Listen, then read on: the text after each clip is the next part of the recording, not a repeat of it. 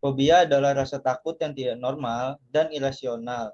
Sulit dijelaskan alasannya terhadap sesuatu baik benda maupun situasi secara berlebihan.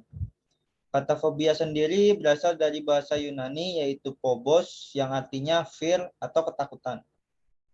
Rasa takut atau cemas adalah hal yang wajar dialami oleh manusia. Rasa takut bukan hanya emosi yang normal, tetapi juga emosi yang esensial.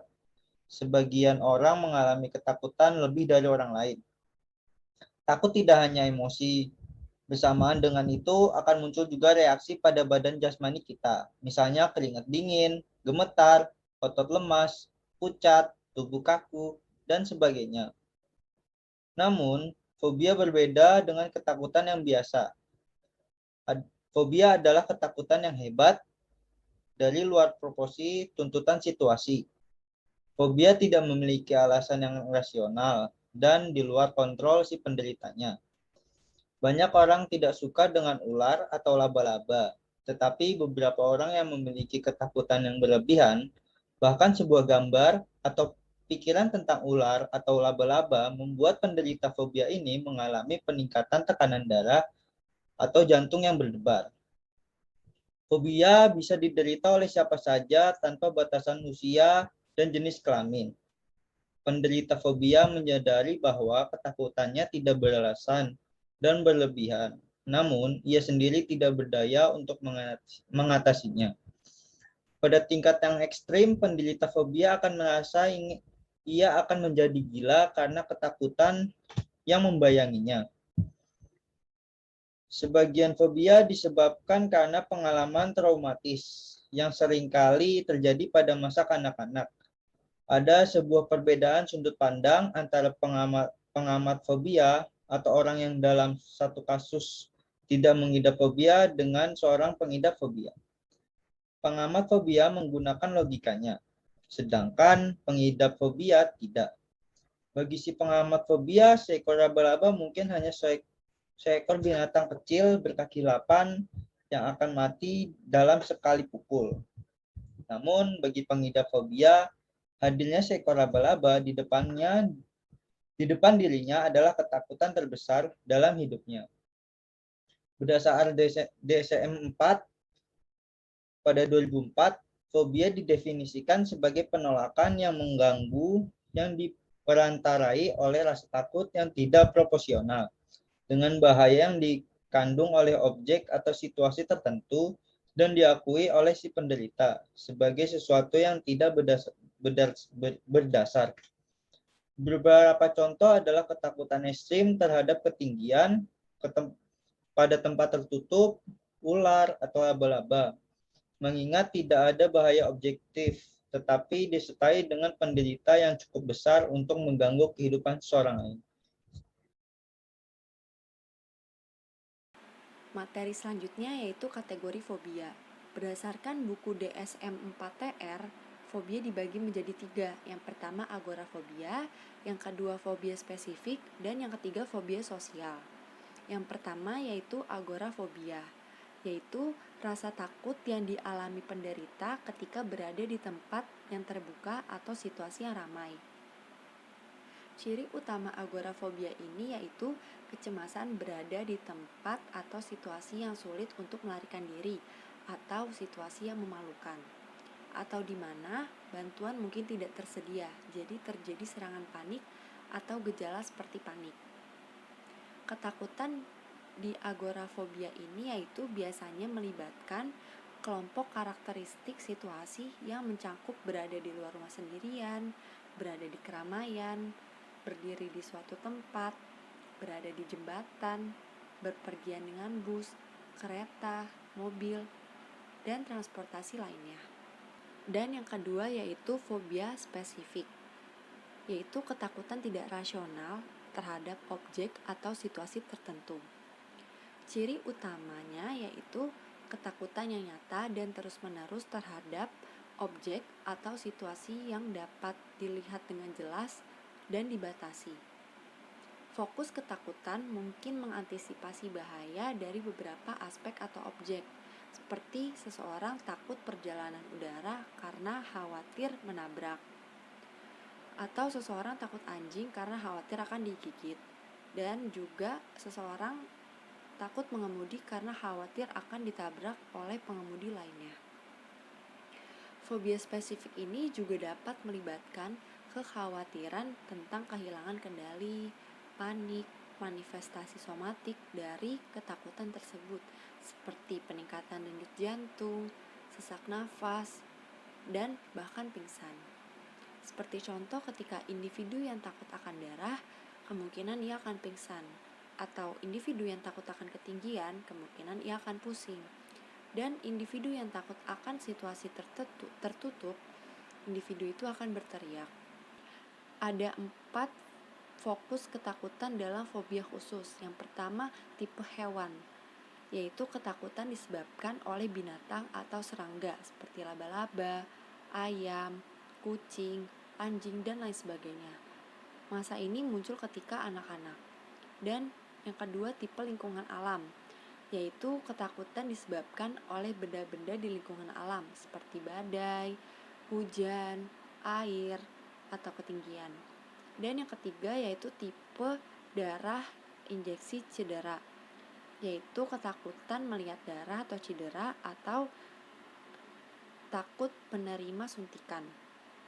Dan yang terakhir tipe situasional, yaitu ketakutan oleh situasi tertentu seperti berada di transportasi umum, terowongan, jembatan, lift, ketika terbang, ketika mengemudi, atau ketika berada di suatu tempat yang tertutup. Dan yang terakhir yaitu fobia sosial, yaitu ketakutan diamati dan dipermalukan di depan publik, takut tampil di depan umum atau berbicara di depan umum. Ciri utamanya yaitu ketakutan nyata dan terus-menerus terhadap situasi sosial atau kinerja di mana rasa malu dapat terjadi. Dalam situasi sosial atau kinerja yang ditakuti individu dengan fobia sosial mengalami kekhawatiran tentang rasa malu dan takut orang lain akan menilai mereka cemas, lemah, gila, atau bodoh. Mereka mungkin takut karena khawatir orang lain akan memperhatikan tangan atau suara yang gemetar. Atau juga mereka mengalami kecemasan ekstrim saat berbicara dengan orang lain karena takut mereka akan terlihat tidak jelas. Individu dengan fobia sosial hampir selalu mengalami gejala kecemasan seperti palpitasi, tremor, berkeringat yang berlebihan, ketegangan otot, diare, kebingungan, dan blushing. Materi selanjutnya yaitu macam-macam fobia. Ada beberapa macam-macam dari fobia. Yang pertama aerophobia, yaitu takut terbang. Dan selanjutnya ada ailurophobia, yaitu ketakutan berlebihan terhadap kucing.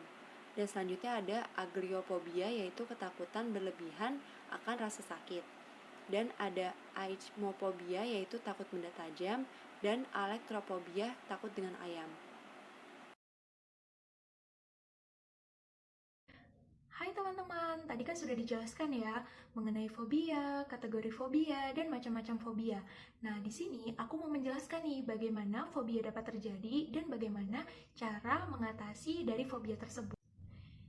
Yang pertama, fobia dapat terjadi karena adanya trauma. Misalkan nih, ada seseorang yang pada saat kecilnya dia pernah dicakar kucing. Ada kemungkinan besar pada saat besar dia akan memiliki ketakutan yang berlebih terhadap kucing.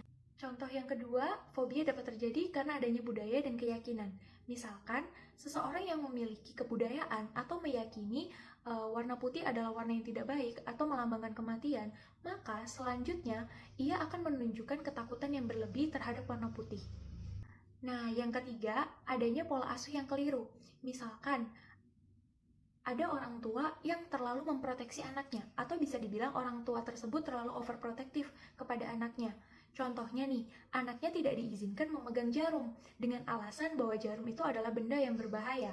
Maka akibatnya adalah pada saat besar ada kemungkinan seorang anak tersebut memiliki ketakutan yang berlebih terhadap jarum.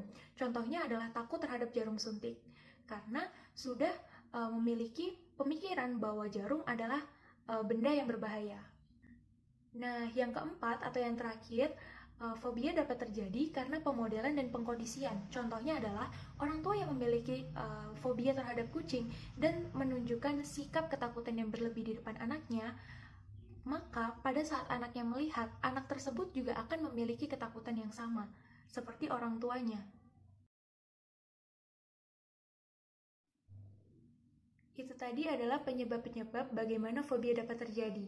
Nah, sekarang aku mau menjelaskan nih bagaimana cara mengatasi fobia tersebut. Cara mengatasi fobia yang pertama adalah dengan desensitization atau desensitisasi, yaitu pasien diajarkan untuk rileks. Ketika pasien sudah memasuki tahap rileks, pasien akan dihadapkan dengan objek atau situasi fobik melalui imajinasi. Nah, untuk tahapan selanjutnya, pasien sudah tidak menggunakan imajinasi lagi, melainkan adanya penanganan bertahap seperti penunjukan gambar, objek buatan, sampai objek sungguhan. Nah, hal tersebut dilakukan terus-menerus hingga sembuh. Yang kedua adalah dengan metode flooding. Di sini, pasien akan dihadapkan dengan benda atau situasi fobiknya. Untuk metode ini, pasien harus rela dan bersedia atas kehendaknya sendiri. Nah, untuk metode yang ketiga adalah metode modeling, di mana terapis menghadapkan diri dengan benda atau situasi fobik pasiennya di hadapan pasien. Lalu, terapis akan mendorong dan meyakinkan pasien untuk menirukannya. Cara mengatasi fobia yang keempat adalah dengan metode hipnoterapi, di mana metode ini adalah penyembuhan melalui pikiran bawah sadar. Nah, penyembuhan ini dilakukan dengan pemberian sugesti terhadap pasien bahwa mereka mampu lepas dari fobia tersebut, atau bisa dengan teknik egg regression, yaitu pasien dibawa ke masa lalu. Ketika pertama kali pasien mengalami trauma yang menyebabkan fobia, dan pasien akan didamaikan dengan traumanya. Metode yang kelima atau yang terakhir adalah dengan reframing, yaitu pasien membayangkan masa lampau ketika pertama kali merasakan fobianya. Pasien harus membayangkan atau berimajinasi seolah-olah ia mampu melawan dan tidak takut lagi terhadap apa yang ia takutkan. Cara mengatasi fobia yang selanjutnya juga bisa menggunakan obat-obatan, tetapi obat-obatan tersebut harus dianjurkan sesuai dengan anjuran dokter. Nah, obat-obatan yang biasanya dianjurkan oleh dokter adalah antidepresan, lalu ada obat-obatan yang mengandung benzodiazepin dan beta blocker. Dari penjelasan tadi, dapat disimpulkan bahwa bermacam-macam fobia dapat disebabkan oleh trauma dari pengalaman yang pernah dialami pada masa lalu. Orang yang bertemu dengan sesuatu yang difobiai akan mengalami keadaan yang tidak tenang seperti gelisah, takut, keringat dingin, dan gemetar. Orang yang memiliki fobia terhadap sesuatu akan berusaha untuk menghindar dan menjauh dari hal tersebut. Bentuk-bentuk dan macam sumber fobia menunjukkan beragam dan banyak jenis fobia yang dapat diderita oleh seseorang yang mengalami fobia. Hal ini tentu mendorong untuk mengarahkan penderita fobia agar bersikap dan berperilaku seperti yang diharapkan melalui bimbingan serta tuntutan yang dapat membantu penderita fobia agar sembuh dan terhindar dari fobia yang berkepanjangan, sehingga dapat berperilaku wajar dan normal sesuai dengan norma dan nilai yang berkembang di masyarakat. Dengan mengetahui berbagai jenis fobia, diharapkan mampu menggolongkan jenis fobia yang diderita oleh orang yang berada di sekitar kita. Banyak terapi atau metode yang dapat dilakukan, misalnya desensiasi, flooding, modeling, atau hipnoterapi, dan framing.